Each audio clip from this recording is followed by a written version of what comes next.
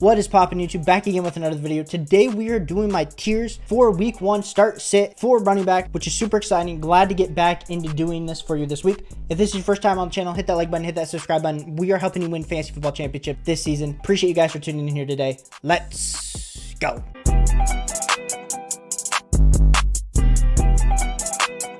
My boy Justin put up this tweet yesterday. So if you've drafted your roster, there's a good chance that you already have the first solid 2 RBs that you know you're going to be starting this week. But if you're a sicko and love fantasy football content, I'm glad you're here. We're going to dive into the tiers and how I'm seeing them play out this week. So the first tier we have is the S tier. We have Christian McCaffrey, Austin Ekeler, Saquon Barkley, Bijan Robinson. Now, of course, you drafted these guys most likely in the first round of your fantasy football drafts. But there's a few different reasons that I like these guys this week in fantasy football. So I use the Fantasy Pros predictor for defensive points, fantasy points, because honestly, I find that Fantasy Pros has a lot better analysis on defense than what I do. And so based on that, we can look at the 4 players. So we got CMC at Pittsburgh. We have Austin Ekeler versus Miami, Saquon versus Dallas, and then Bijan versus Carolina. So honestly, the best matchup out of everyone is Bijan. And now I know it'd be so easy for me to say, yep, cool. We've been in on Bijan all offseason. Let's put him first. I just can't do that because there is still the possibility that he's splitting carries 50-50 with Tyler Algier. So Bijan Robinson is going to be in my 4th, but he's still in my S tier just based on the matchup. We have Saquon versus Dallas, which is probably the best defense out of these 4 matchups. And so Saquon Barkley, I am a little bit nervous, but he is going to get the volume. So I do like Saquon Barkley in full PPR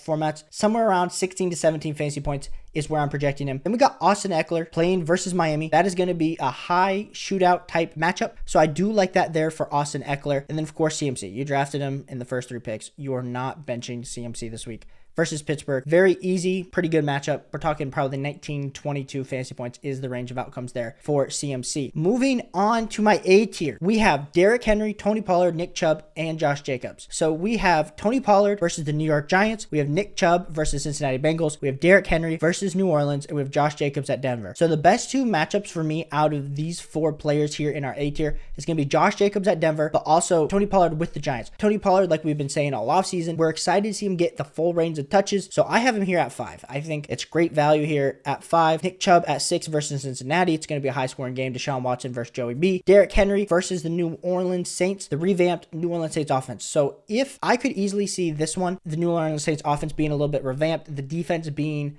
a pretty tough matchup here for Derrick Henry and the Tennessee Titans offensive line. I could see Derrick Henry actually performing a little bit worse than Josh Jacobs. I just think Derrick Henry is going to get the major volume. Where with Josh Jacobs, as much as we like the matchup versus Denver, my big worry with Josh Jacobs is he's had the holdout. We haven't really seen him in the preseason. So what is his conditioning like with players that have kind of had to ramp up super fast, kind of like Josh Jacobs? You're always worried about those tissue injuries. So I'm a little bit worried about Josh Jacobs, but he still makes my A tier very easily. Moving on to my B tier, we got Rhamondre Stevenson, Travis Etienne, Jahmyr Gibbs, Joe Mixon, Aaron Jones, and Najee Harris. We got Rhamondre Stevenson versus Philadelphia, which for as much as like the matchup, it just feels great because it's going to be a high, like running backs perform a little bit higher than average against the Philadelphia Eagles defense. Now it's been absolutely stacked. And if you were drafting, you know, Philadelphia Eagles defense goes high. So I am a little bit nervous for Rhamondre, but honestly, same exact thing. He's the only one on that offense. So I'm excited for him. We move to Travis Etienne, who is playing versus the Indianapolis Colts. Is this going to get out of hand really quick? If it does, this is going to really benefit Travis Etienne, going to benefit Tank Bigsby because they're going to be running the ball a ton in the 4th quarter. So I do love Travis Etienne here at 10. Working to my 3rd running back, we got Jahmyr Gibbs, who is coming out and playing at Kansas City on a Thursday night game. And while Kansas City, their offense is great, their defense always does give a little bit of points up to running backs. Now, 14.2 fantasy points per game is kind of where he's being projected if you kind of actually average out all the different platforms, which for me, I feel like is a pretty fair value here for Jahmyr Gibbs in a full PPR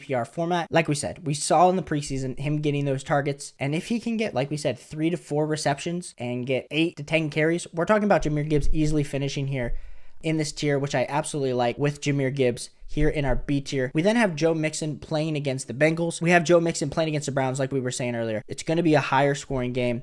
So Joe Mixon, can he get in the end zone? That's kind of his boom or bust. His production each of the last few years has been going downhill in regards to just his efficiency. So he's kind of going to be a boom or bust touchdown candidate. But the great thing is he plays for an offense where those boom and bust touchdowns can come to play. Aaron Jones is our next player in the B tier. Aaron Jones is going up against Chicago, which is an absolutely great matchup where we don't know what Jordan Love's going to be, but we do know they're going to have to run the ball. So it's a very great matchup according to Fantasy Pros, where running backs tend to perform a little bit better than their average based on last year. So we do like Aaron Jones here in our B tier. Our next player in our B tier is going to be Najee Harris. And I know I've been off Najee Harris all fantasy football season, but Najee Harris is going up against the San Francisco 49ers. And now this is honestly the worst matchup out of any of the running backs that we've talked about this far. Like we were saying, Najee Harris is going to get the volume. So when you're doing these type of projections, you have to say, can Najee get 12 to 14 fantasy points per game? I think he can. And so that's why I put him in this tier, just based on the workload. And early on in the season, we're projecting all this out.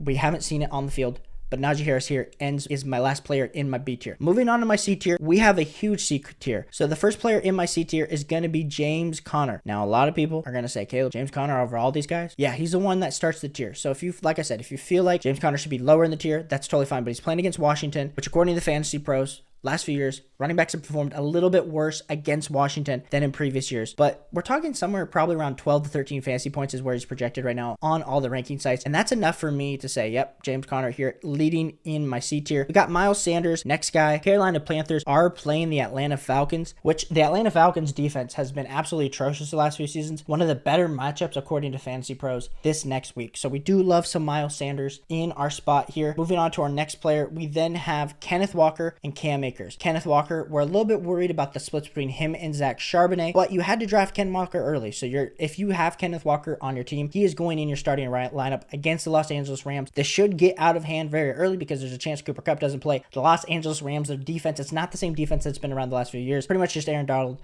So I am not scared at all. And I like Kenneth Walker this week in our C tier. Moving on to Cam Akers, playing in that same exact game against Seattle. We're a little bit worried about this offense. I'll be honest. Putting Cam Akers here, this is more just a volume play more than anything else versus Seattle. It's a better matchup just because Seattle's defense is projected not to be as well. And last year, even running backs performed a little bit better than par. We're talking probably somewhere around 12 fantasy points. So all these guys are in that 12 to 13 fantasy points per game. I don't think they're necessarily going to win you the week, but I think these are very solid production, and this is where you drafted him. We then got Rachaad White next on our list, and Rachaad White is going up against Minnesota. This is pretty much just an average defense, so we're expecting an average outing. What is it going to be like with Baker Mayfield at the helm? What's it going to be like with Chris Godwin, Mike Evans? Still to be determined, but Rachaad White is my next guy in the tier rankings. We then have J.K. Dobbins, Dameon Pierce, both these guys back to back. We got J.K. Dobbins versus the Houston Texans. Absolutely fantabulous matchup for J.K. Dobbins.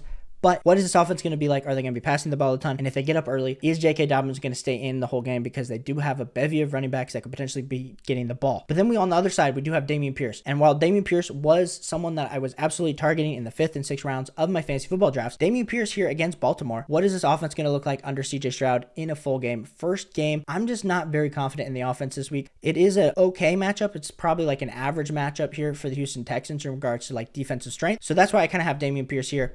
Then I end off my C tier with both the Jets running backs between Dalvin Cook and Breece Hall. This week I'm leaning Dalvin Cook over Breece Hall just because, like we said, Dalvin Cook's the healthier running back. I don't know who to pick here. I think Dalvin Cook gets more volume, but I think Breece Hall, if he is fully recovered from his ACL surgery, we could be talking about Breece Hall getting in those high leverage situations, which could produce more fantasy points for him this week. But I'm just not willing to risk it with either of these guys, so that's why I have him in my C tier. Moving on to my D tier, we have Isaiah Pacheco playing on Thursday night versus the Detroit Lions. I think, like any week with Kansas City, it's really just a matter of, is he going to get a touchdown? Is he not going to get a touchdown? A lot of people are excited about him because has he produced in the playoffs? We haven't seen it in the regular season. I'm always a little bit worried about these Chiefs running backs. Have them in the D tier. Might be too low based on the volume, but Detroit is below average defensive team up front, so that should bear well here for my man Isaiah Pacheco. Next, we have Alexander Mattison versus the Tampa Bay Buccaneers. It's just not great. I would rate this like a C plus type matchup here for Alexander Mattison. We're banking on volume. We're talking 11 fantasy points per game. I mean, the Tampa Bay Buccaneers, you perform pretty much close to average with their defense based on last year on rookie fantasy point production. So Alexander Mattison here in my next tier. You drafted him probably to start on your team. He's probably your RB2. Probably having to send him out there. Don't love it. David Montgomery, same as I think. With the Lions,